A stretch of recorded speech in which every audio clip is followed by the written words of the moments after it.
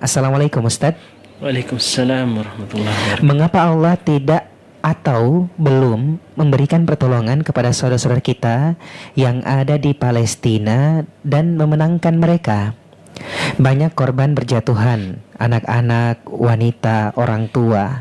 Dan itu sudah berlangsung bertahun-tahun, Ustaz. Padahal kan janji Allah, doa orang yang terzolimi itu makbul, dan dia akan menolong orang-orang yang menolong agamanya. Baik. Ini mungkin bisa diberikan penjelasan, Ustaz. Terima kasih. Pertama mungkin yang bisa kita sampaikan ini dan harus kita pahami dengan baik bahwa Allah Subhanahu wa taala di dalam mengabulkan doa-doa hambanya itu ada tiga caranya. Ada doa yang langsung dikabulkan Allah Subhanahu wa taala, ya, langsung apa yang diminta langsung dihadirkan oleh Allah di dunia ini. Yang kedua, Allah Subhanahu wa taala tidak langsung memberikan apa yang kita minta, tetapi memalingkan dari kita sesuatu yang mungkin bisa memudaratkan kita sebagai gantinya. Ya. Dan yang ketiga adalah caranya bahwa Allah Subhanahu wa taala mengabulkan doa tersebut, tetapi Allah tidak langsung memberikan kepada kita. Allah Subhanahu wa taala menitip buah daripada permintaan itu di akhirat, di dalam surganya yang Allah akan berikan nanti bagi orang yang berdoa kelak. Sehingga ada orang yang nanti di akhirat ketika melihat doa-doanya, hasil daripada doa-doanya yang tidak dikabulkan di dunia dalam wujud yang jauh lebih baik, dia akan mengatakan, andai saja semua doa-doa saya tidak dikabulkan di dunia. Ketika dia melihat di akhirat ternyata permintaannya itu dititip oleh Allah Subhanahu wa taala. Sehingga pertama yang kita harus pahami bahwa semua doa orang-orang saleh itu dikabulkan oleh Allah Subhanahu wa taala, tetapi dengan cara yang Allah lebih tahu bahwa itulah yang paling maslahat bagi orang yang meminta tersebut. Karena Allah Subhanahu wa taala mengatakan bahwa wa asa an takrahu syai'an wa yaj'alallahu fi khairan katsira. Boleh jadi kita meminta sesuatu lantas belum dipenuhi permintaan kita, ya, tetapi Allah Subhanahu wa taala di balik sesuatu yang kita tidak senangi itu ada sesuatu yang jauh lebih baik, tapi kita tidak pahami. Tidak semua hikmah dari sesuatu yang terjadi itu kita bisa pahami. Ya, memang betul bahwa Nabi kita mengatakan doa orang-orang yang dizalimi itu dikabulkan oleh Subhanahu wa taala. Tapi kita juga harus tahu bahwa di dalam berdoa itu ada adab-adabnya, ada syarat-syaratnya. Ya, di antaranya misalnya harus sebaiknya menghadap kiblat, ya, menghinakan diri, merendahkan diri, ya, tidak boleh al-ilha, tidak boleh berdoa dengan sesuatu yang ta'addi, berlebihan, ya. Kemudian al-ilha, mengulang-ulangi doa, itu juga adab baik, ya. Innallaha yuhibbul mulihina fid du'a. Allah menyukai orang-orang yang al-mulhin, yang selalu mengulangi doanya, ya.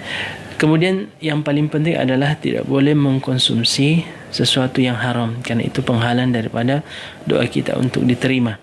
Ya, ketika Nabi menjelaskan adanya seseorang yutilus safar, ya, nampak dari perjalanan yang jauh, ya, perjalanan yang panjang yang dia lakukan, badannya penuh dengan debu, ya, pakaiannya sangat kusut. Dia sudah menadahkan tangannya ke atas langit dan mengatakan, ya Rabbi, ya Rabbi. Ya, kalau kita perhatikan semua adab-adab dalam berdoa ini bisa dikatakan sudah terpenuhi. Ya, sudah merendahkan diri, sudah menghadap kiblat, sudah menadahkan tangannya, dan sudah al-ilha, ulang-ulangi permintaan ya Rabbi, ya Rabbi.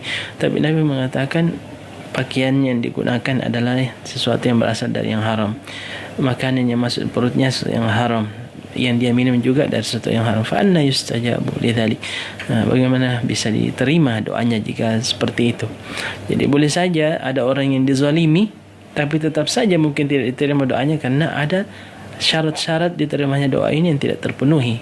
Ya, wallahu alam.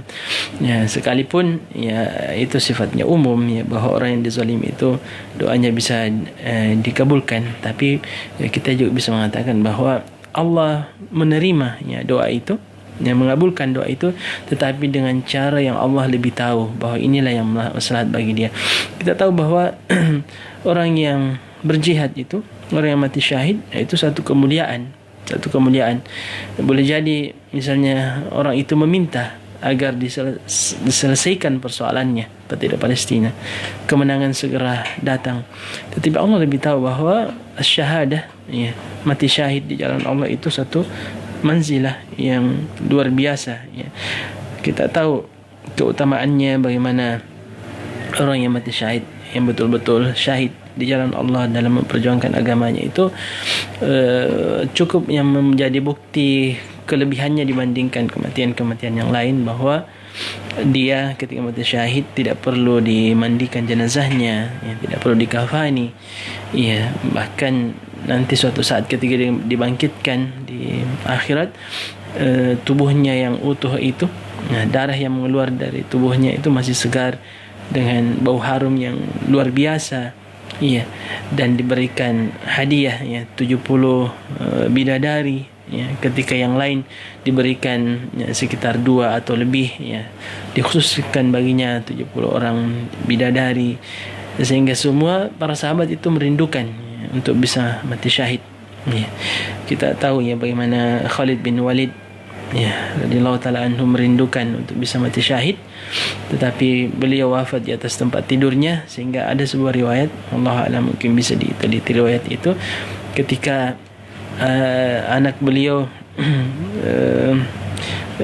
bercerita dengan anak-anak sahabat yang lain, lalu satu sama lain saling membanggakan ayahnya yang wafat di medan jihad, maka anak dari Khalid bin Walid ini sedih, ya, karena ayahnya wafat di atas tempat tidurnya.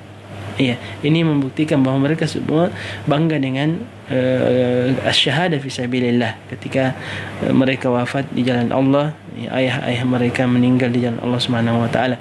Tapi bukan berarti bahawa seorang Khalid bin Walid tidak mendapatkan manzilah sebagai seorang yang syahid, ya, tapi kita memahami bahawa Nabi kita pernah mengatakan dalam sebuah hadisnya, man sa'alallaha asy-syahadata bisidq ballaghahullahu manazil asy-syuhada wa imma ta'ala firashihi, ya, barang siapa yang meminta dengan jujur, dengan tulus untuk bisa mati syahid di jalan Allah, ya, maka Allah akan menyampaikan kepada manzilah itu sekalipun dia meninggal di atas tempat tidurnya, ya. Ya, ini seharusnya memberikan kita gambaran, ya, bahwasanya boleh jadi kita meminta sesuatu kepada Allah, Allah tidak kabulkan, karena Allah ingin memberikan kita yang jauh lebih baik yang mungkin kita tidak pahami. Apa yang diperjuangkan oleh kaum muslimin sebenarnya sebelum juga kemenangan itu nyata di depan matanya, mereka telah dimenangkan oleh Allah Subhanahu wa taala. Kenapa? Karena mereka ditakdirkan untuk berdiri di atas kebenaran, dan inilah yang luar biasa yang seharusnya disyukuri kepada Allah Subhanahu wa taala-nya, karena kita ditakdirkan oleh Allah Subhanahu wa taala memihak kebenaran, ya. Dan inilah, ya, ini seharusnya sudah membuat kita bangga, ya. Kita sudah menang sebelum kemenangan yang dilihat, yang zahir, Iya. kita lihat, ya, karena artinya ketika kita berada di atas kebenaran, Allah sudah memperhatikan kita, dan Allah membanggakan kita dengan keberpihakan kita kepada kebenaran.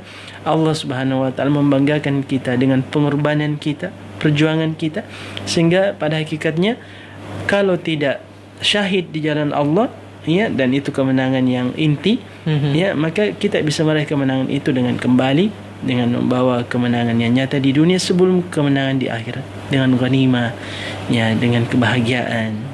Dan sudah jelas bahwa di akhirat kelak, ya, Allah akan memberikan kemenangan yang hakiki.